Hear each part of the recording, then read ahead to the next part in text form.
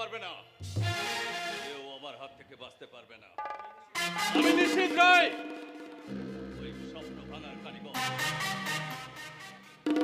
স্বপ্নে স্বপ্নে স্বপ্নটাকে আমি একেবারে ধরাশায়ী করি।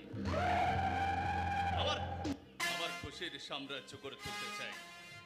আমি আমি সেই সঙ্গে মনের সুখে রাজত্ব করতে চাই। এসে গেছে স্যার, এসে গেছে।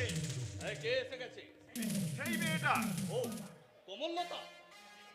মেয়েটা স্যার খুব ভালো, যেন স্যার একদম আগুনের ফুলকি। এই আগুন নিয়ে আমার বারবার, এই আগুন যত জ্বলবে ততই বাড়বে ব্যাংক ব্যালেন্স। সত্যি স্যার, আপনার বুদ্ধির কোনো তুলনাই নেই। আমার মধ্যে যদি একটু ছিটে ফোটা বুদ্ধি থাকতো, তাহলে কি করতেস? না মানে এই অদ আপনার চরণে দাস হয়ে থাকতো। অপদার্থ। সন্তোষ, আমি আমি একটা নতুন বাজারে ব্লুপ্রিন্ট তৈরি করতে চাই, যার নাম হবে প্রেম রোগ। দারুণ হবে স্যার, একদম জমে উঠবে। আচ্ছা, সেই ফিল্মের নায়কটা কে হবে? তোকে ভাবতে হবে না। আচ্ছা, তুই কমললতা কি আমার কথা কিছু জিজ্ঞাসা করছিল? আরে বলবে না মানে আলবাদ বলছে, আপনার প্রশংসায় একদম পঞ্চমুখ। আরে করবেই তো। আমার আমার এরকম সুন্দর দেহ দেখে কত মেয়ে আমাকে পাওয়ার জন্য তপস্যা করে। সত্যি কথা বলতে কি স্যার, আমি যদি মেয়ে হতাম আপনার প্রেমে পড়ে যেতাম। আরে প্রেম কারা করে জানিস? কারা স্যার? কাপুরুষরা। স্যার, আপনাদের বাড়ির চাকরটা এদিকে আসছে দেখছি। সে কি? আমি আমি এখানে আছি, আমাদের এই চাকরটা জানলো কি করে? আমি তো আলবাদ সেটাই ভাবছি, চাকরটা জানলো কি করে? যা, তুই বাইরে যা। হ্যাঁ আর স্যার। এদিকে এলে বলবি আমি এখানে নেই। Okay sir. বলতে হবে না, বলতে হবে না, আমি সব বুঝে নিয়েছি। কি পিছনে এসো বিহারি দা? আগেই যা বোঝা উচিত ছিল। তার মানে মানুষ যখন বদলে যায় তখন তার মধ্যে স্নেহ মায়া মমতা কর্তব্য কিছুই থাকে না দাদা বাবু। চুপ করো। তোমার তোমার ওই সব বড় বড় কথা বলতে আমার একবার ভালো লাগে না। দাদা বাবু, আমি কচি খোকা নই, ভালো মন্দ বোঝার মতো জ্ঞান আমার যথেষ্ট হয়েছে। ঠিকই তো। ঠিকই তো, স্যারের মতো মহান মানুষ এ যুগে হয় না। তুমি কে মহাপুরুষ? আমি মানে স্যারের লেজুর আর কি। তুই চুপ কর। কেন স্যার, আমি কি কিছু ভুল বললাম? তুই চুপ করবি কি না?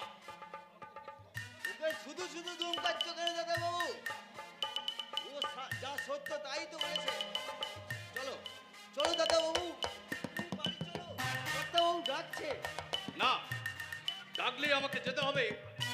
আমি আমি এখন যাব না। আমার আমার আমার এখন অনেক কাজ। সে কি বাবার কাছে অপেক্ষা করে তুমি? বাবা? ও বাবাই বটে। ওই ওই মানুষটাকে আমি দু চোখে সহ্য করতে পারি না। নিজের উপর নির্বুদ্ধিতার কারণে অত বড় ব্যবসাটাকে ডুবিয়েছে। এমনকি সে আমার ভালো করতে চায় না। বলো না দাদা বাবু, ও কথা তুমি বলো না। কর্তা বাবু শুনলে খুব দুঃখ পাবে। মানুষটা যে কত বড় অসহায় সে কথা যদি তুমি জানতে, তাহলে এত বড় কথা। বিহারিতা, আরে থাক। তোমাকে ওর হয়ে আর ওকালতি করতে হবে না। মোদ্দা কথা, আমি এখান থেকে যাব না, সেটা তাকে বলে দিও। বাহ বাহ, চমৎকার দাদা বাবু। এই যে হলো উপযুক্ত সন্তান। ধন্য ধন্য তুমি দাদা বাবু, তোমার তুলনা তুমি নিজে। তাই যে হতভাগা অভাগা পিতার দোল সন্তানকে ঘিরে তোরা ভবিষ্যতের স্বপ্নে বিভোর হয়ে থাকি। স্বপ্ন যখন ভেঙে যায় তখন দুধের যার কান্না ছাড়া কিছুই থাকে না। শোনো বিহারীদা, আর কি শোনাবে? সব কথাই তো আমার শোনা হয়ে গেছে। এবার তোমাকে একটা কথা বলে রাখছি দাদা বাবু, বিহারীদা, কি পিতা নেই। একদিন একদিন তুমিও সন্তানের পিতা হবে, আর সেদিন তুমিও তোমার সন্তানের কাছ থেকে যদি এত বড় আঘাত পাও, বিহারীদা, তোমার সেদিন সন্তানের আঘাত থেকে সহ্য করতে পারবে না দাদা বাবু। সেদিন তোমার এই বুক খারাপ। বিহারীদা,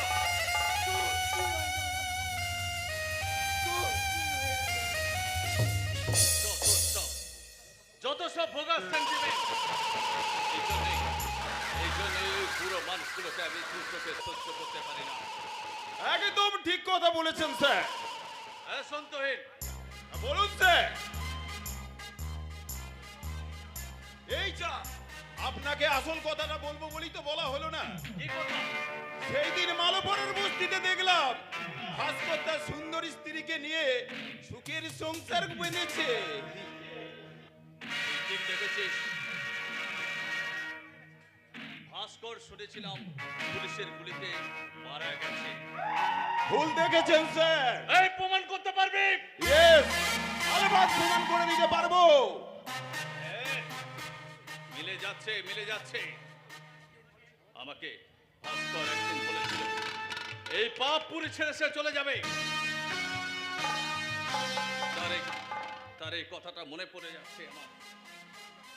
ভাস্কর চৌধুরী, বুদ্ধির খেলায় তুমি জিততে পারবে না। কারণ তোমার তোমার মৃত্যুবান আমার হাতে।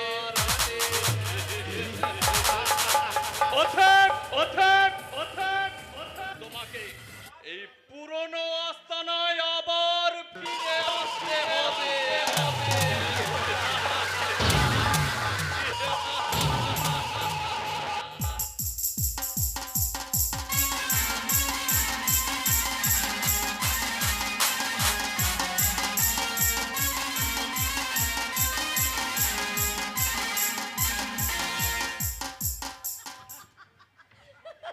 সত্যি ঠাকুরপো, তুমি পারো। তোমার কথা শুনে হাসতে হাসতে আমার একেবারে পেটে খিল ধরে গেল।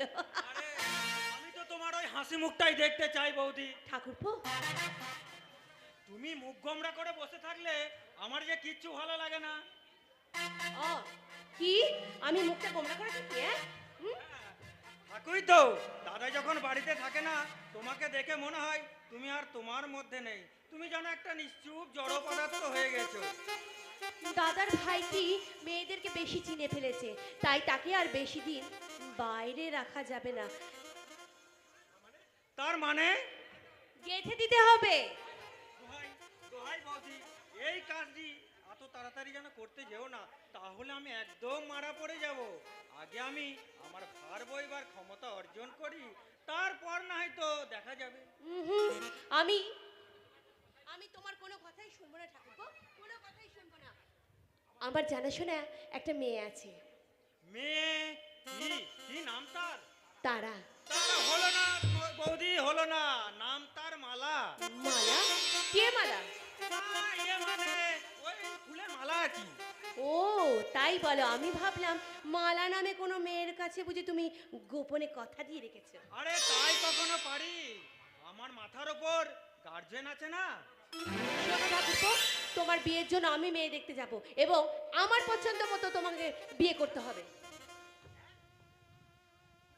হ্যাঁ, ওই তারা। কি হলো ঠাকুরপো, কি এত ভাবছো? কিছু না কিছু না। কিন্তু হঠাৎ করে গলার সুরটা নরম হয়ে গেল যে? আমি ঠিকই আছি।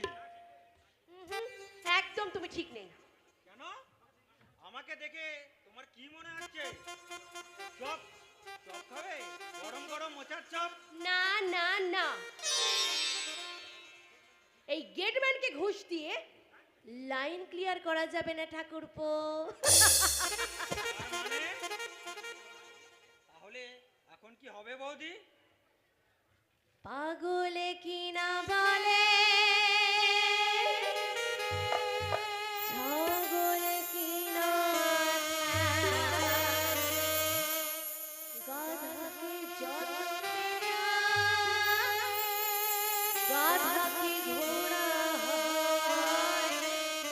পাগলে কি না বলে, ছাগলে কি না খায়, গাধাকে যত পেটায়, গাধা কি ঘোড়া হয়। পাগলে কি না বলে, ছাগলে কি না খায়, গাধাকে যত পেটায়, গাধা কি ঘোড়া হয়।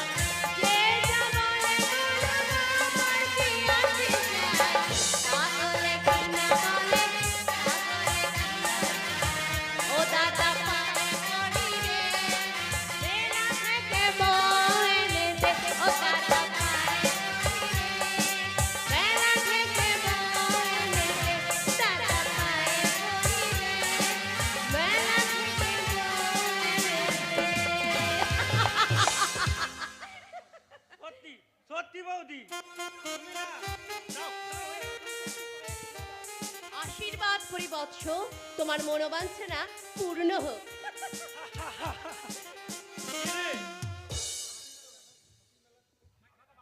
আমাকে বাদ দিয়ে তোরা হাঁসের মেলা বসিয়েছিস। আরে এবারই তো আসল মেলা জমবে দাদা। সেদিন চোখে সার্থকতা কোথায়? কি বৌদি, আমি ঠিক বলিনি? ঠাকুরপো, আলো এসে গেছে বৌদি, আলো এসে গেছে। এবার অন্ধকারকে চলে যেতে হবে। অতএব এই অন্ধকারের প্রস্থান। ঠাকুরপো শোনো, শোনো ঠাকুরপো।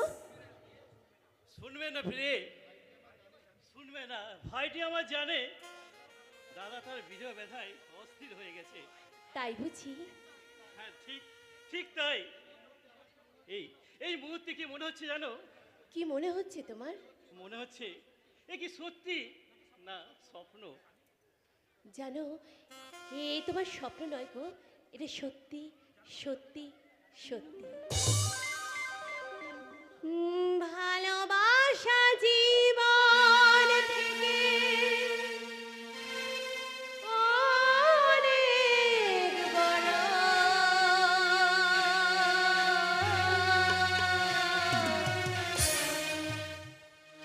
ভালোবেসে আমার জীবন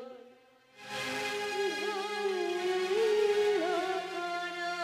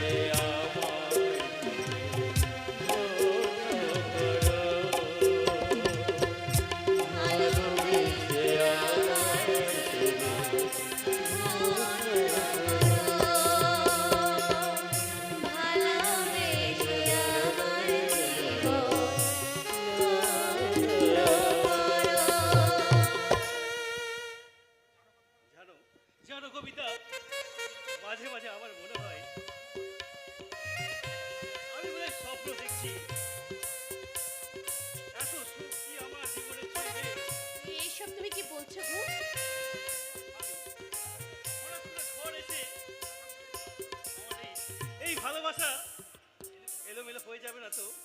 এসব তুমি কি বলছো বলো তো? হ্যাঁ? আমি অনেক কিছুই বলতে চাই কবিতা, কিন্তু কিন্তু আমি কিছুই বলতে পারি না। শুধু শুধু তুমি এইটুকুই জেনে রেখো, একটা একটা ভয় সব সময় আমাকে তাড়া করে বেড়ায়। ভয়? কি সেই ভয় বলো? কি সেই ভয়? আমি জানি না কবিতা, আমি জানি না। স্বামী, আজ আমার আজ আমার সামনে কেউ কেউ আসেনি তো? আমার সংসারে কেউ এসেছিল? কই কই কেউ আসেনি তো? আচ্ছা, রোজই তুমি কারখানা থেকে আমাকে জিজ্ঞেস করো কেউ এসেছে কিনা। আচ্ছা, বলো তো তুমি কার খোঁজ করো আর কেই বা তোমার খোঁজে আসে? না মানে কত লোকই তো কতজনকে খুঁজে বেড়ায়। স্বামী, আচ্ছা আচ্ছা কবিতা, এমনও তো হতে পারে তোমার তোমার স্বামীকে যে তুমি ভাবছো সে তা নয়। ধরো না কোনো এক অসৎ লোকের পাল্লায় পড়ে সেই তোমার স্বামী এক অসৎ হয়ে গেছে। না, আমি তা কিছুতেই বিশ্বাস করি না গো, কিছুতেই বিশ্বাস করি না।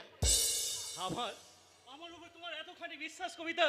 হ্যাঁ গো, হ্যাঁ গো, তোমার উপর আমার এতটাই বিশ্বাস, এই আমি তোমাকে ছুঁয়ে বলছি, সত্যি সত্যি আর সত্যি।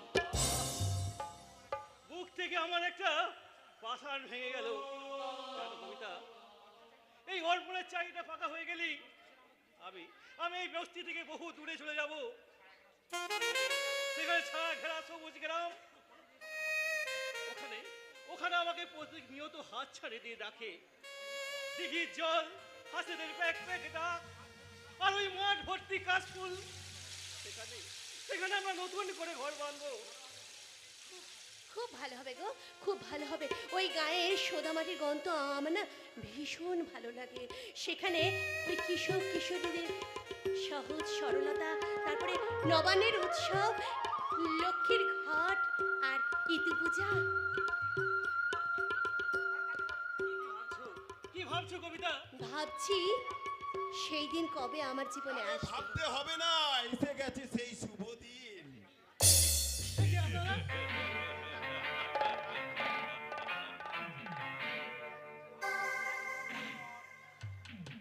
ভাস্কর চৌধুরী, আমার তো সেই প্রশ্ন। তুমি তুমি তো বেশ বহাল তবিয়তে রয়েছো, অথচ আমি জানতাম ওই পুলিশের গুলিতে তোমার ভাবলীলা সাঙ্গ হয়ে গেছে। না মানে পারবে না, পারবে না ভাস্কর চৌধুরী, কোনো কৈফিয়ত দিয়ে তুমি তুমি আমাকে সন্তুষ্ট করতে পারবে না। এই নিশীথ রায়কে বোকা বানাতে গিয়ে আজ আজ তুমিই বোকা বনে গেছো।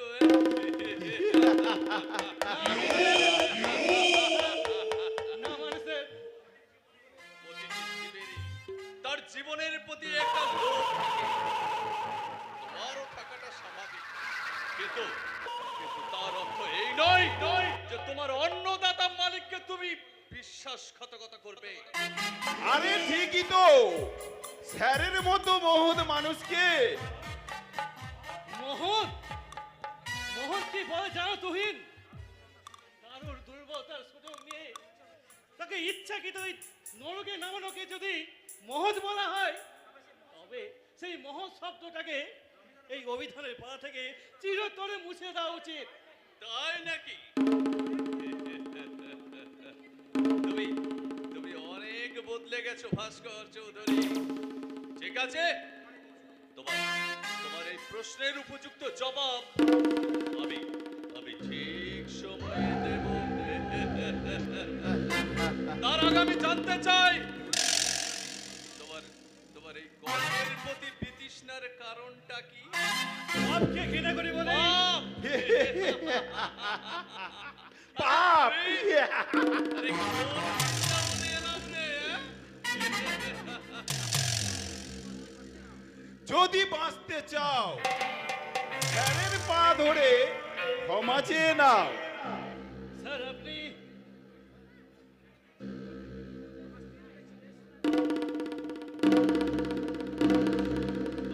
চৌধুরী, তোমার তোমার স্ত্রী তো বেশ বেশ সুন্দরী। আরে এমন সুন্দর স্ত্রীকে মধ্যে বেঁধে রেখেছো? কবিতা, তুমি বাড়ি বাড়ি চলে যাও, চলে যাও। ঠিক আছে গো, আমি এক্ষুনি যাচ্ছি। আরে আরে আরে আরে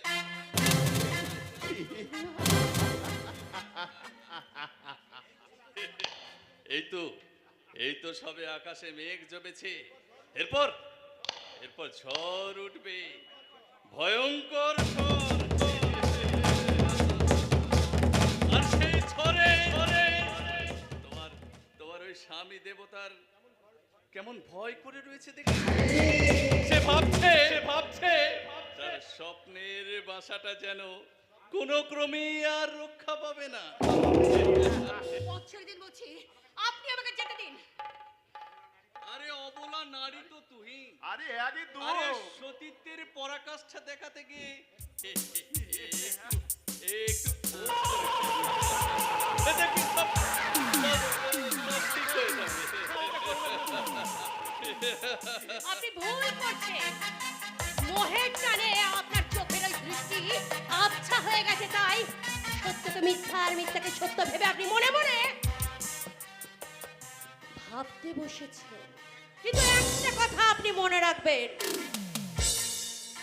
সব অঙ্কের উত্তর কিন্তু পাটিগণিতের মতো সহজ সরল নিয়মে মেলে না। কথাটা আপনি মনে রাখবেন।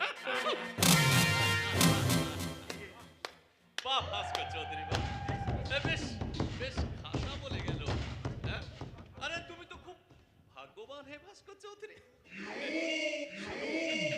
শুধু রূপ নয়, বেশ সুমিষ্ট গন্ধও রয়েছে। কত কত মধুলোভী ভ্রমর তোমার ওই মধু বনে উড়ে এসে বসবে, আর সেই সঙ্গে তোমার ভাগ্যের চাকাটাও উপরে উঠতে থাকবে রে থাকবে। চলে যান বলছে এখান থেকে, আপনি এখান থেকে চলে যান। আরে সে কি, আমার তো তোমার আসল কথাটাই তো এখনো বলা হয়নি। শুনতে আমি চাই না। শুনতে তোমাকে হবে না ভাস্কর না, আমি চৌধুরী। শুনতে চাই না। আমি জানি আপনারা কি বলবেন, কিন্তু জেনে রাখুন, আমার দেহের প্রাণ থাকতে আমি কখনো আপনার এই হীন প্রস্তাবকে আমি সমর্থন করব না। তাহলে আজই তোমাকে হতেই হবে ভাস্কর চৌধুরী। আর তুমি একা নও, তোমার ওই সুন্দরী স্ত্রীকে আমি নিয়ে যাব আমার গোপন আস্তানায়। এই বস্তিতে নোংরা ঘরে তার যৌবন ফুলের পাপড়ি মেলে না, সে তার বিনিময়ে তুমি পাবে অগাধ টাকা।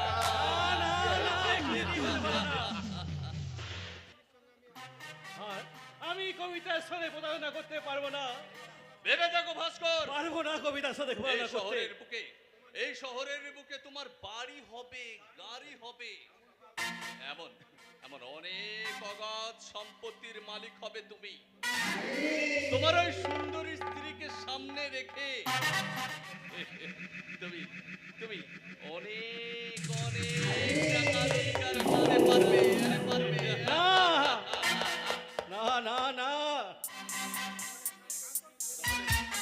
একান্তই তুমি যখন রাজি হতে চাও না, তুমি যদি জেলে পচে মরতে চাও তা মরবে, কেউ তোমাকে বাঁচাতে পারবে না। এই দেখো, এই ছবিটা তুমি ভালো করে তাকিয়ে দেখো। ওই শেখ শান্তা প্রসাদ জিকে খুনিকে পুলিশ হন্যে হয়ে খুঁজে বেড়াচ্ছে। এই ছবিটা পাওয়ার পরে পুলিশ তোমাকে না স্যার, না স্যার। কেউ না জানলেও এই ঈশ্বর জানেন। না সান্যালকে, আমি কখনো চুরি করি নাই। আমি বিশ্বাস করবে না ভাস্কর করি চৌধুরী, নাই স্যার, বিশ্বাস করবে না। করি নাই স্যার। তোমার মুখের কথা কেউ বিশ্বাস করবে না। এই ছবিটাই প্রমাণ করে দেবে রামনাথ সান্যালের খুনি খুনি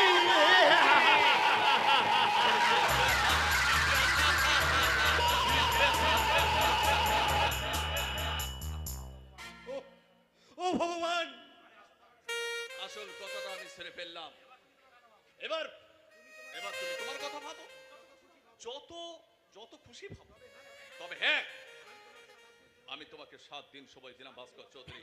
এই 7 দিনের মধ্যে তোমাকে তোমাকে ঠিক করতে হবে তুমি জেল হেফাজতে পৌঁছে মরতে চাও নাকি নাকি আমার সঙ্গে আবার এই কাজে যোগ দিতে চাও।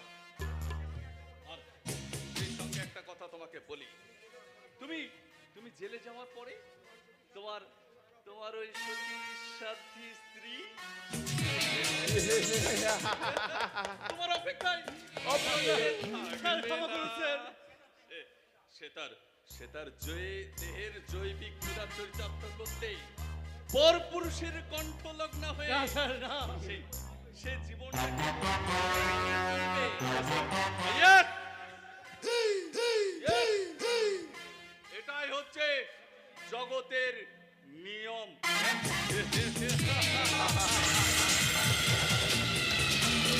আরে ভাস্কর, ঘটবে না, এই নিয়মের কোনো ব্যতিক্রম ঘটবে না।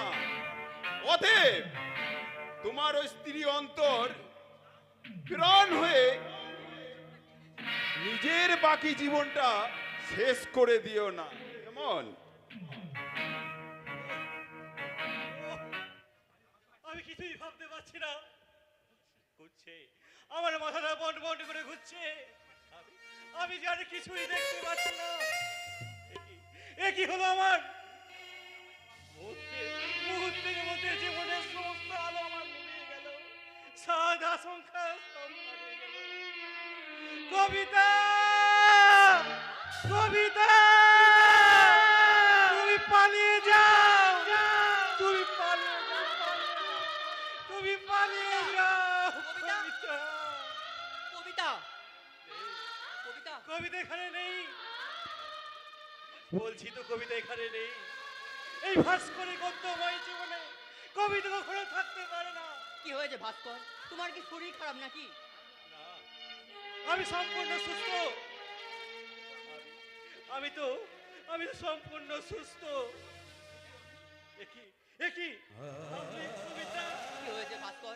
মনে হচ্ছে এতক্ষণ গভীরভাবে কিছু চিন্তা করছিলে, হঠাৎ আমি এসে তোমার সেই চিন্তায় ব্যাঘাত ঘটিয়ে দিলাম। না মানে আপনি তো দর্শনের ছাত্র, আপনি কি বলতে পারেন এই জীবনের সংজ্ঞা কি? ভাস্কর, জীবনকে যে যেমন ভাবে দেখে তার কাছে তো জীবন সেরকমই। ভুল ভুল ভুল, এই মতবাদে আমি বিশ্বাস করি না।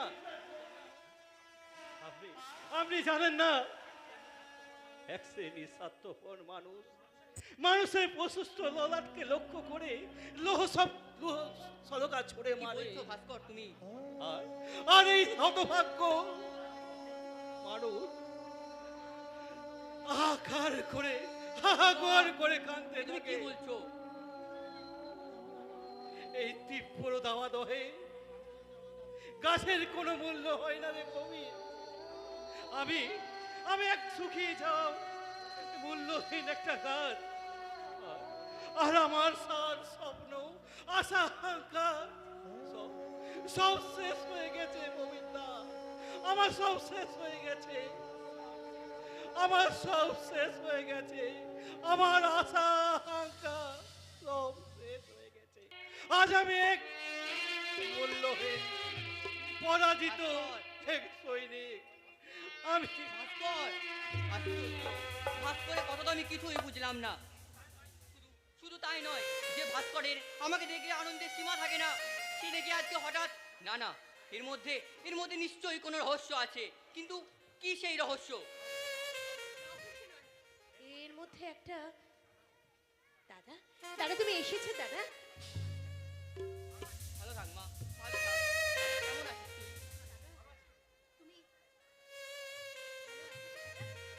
আছো? হ্যাঁ দাদা ভালো আছে। আর আর তোমার ভগ্নিপতি? ভাস্করের সঙ্গে আমার দেখা হয়েছে, কিন্তু কিন্তু কি ব্যাপার বলতো, আজ ওকে একটু অন্যরকম দেখলাম। ওর কি শরীর খারাপ নাকি? না না দাদা, ওর কারখানাতে খুব চাপাচাপি চলছে তো, সেই জন্যই বোধ হয়। যাই হোক, তুই একটু ওর শরীরের দিকে খেয়াল রাখিস বোন। ঠিক আছে দাদা, ঠিক আছে, এসো তুমি। না না না না বোন, না না, আজ আমার যাওয়া হবে না। সে কি, বোনের বাড়িতে পা রাখতে না রাখতেই তোমার বাড়ি যাওয়ার তাড়া, তাই না? আজ কিন্তু তোমাকে আমি কিছুতেই যেতে দেবো না দাদা, কিছুতেই বাড়ি যেতে দেবো না। বোনটি আমার, তুই তো জানিস ওই নবস্বাক্ষরদের নিয়ে আমি একটা নতুন স্কুল খুলেছি, সেখানে আমার কোনো কাজ বল দেখি। দাদা, তুমি বৌদির খবর পেয়েছো দাদা? তুই কি মনে করিস সে উপরালোক হয়ে আমার বাড়িতে আসবে? না, যে ভুলটাকে সে বড় করে দেখেছে, সে ভুল যে তার কোনোদিনই ভাঙবে না। সেই ছোটবেলায় আমি আমার বাবা মাকে হারিয়ে ফেলেছি, আর বাবার বন্ধুর ছেলে হয়ে তুমি আমাকে বোনের মর্যাদা দিয়ে তোমার ঘরে ঠাঁই দিয়েছিলে দাদা। সেই থেকে আমি তোমাকে দাদা বলে জেনেছি, আর সেই মধুর সম্পর্ককে বৌদি ভুল বুঝে তোমাকে ত্যাগ করে চলে গেছে দাদা। দুঃখ করিস না বোন, দুঃখ করিস না। এদেশের বেশিরভাগ মানুষই সত্যের সন্ধান পেতে চায় না, তারা মিথ্যে নেই মাতামাতি করে বেড়ায়। কিন্তু সত্য ছিল, সত্য আছে, আর ওই সত্য চিরকাল থাকবে। আর সেই সত্যের অধিকার নিয়েই তুই যে আমার ছোট প্রিয় বোন রে, ছোট্ট প্রিয় বোন। দাদা তুমি, দাদা তোর বৌদির কথা শুনে যেদিন আমি তোকে যদি তাড়িয়ে দিতাম, তাহলে তোর বৌদি আমাকে বাহবা দিত ঠিকই, কিন্তু মানুষ হিসেবে আমি সেদিন অনেক ছোট হয়ে যেতাম রে, অনেক ছোট হয়ে যেতাম।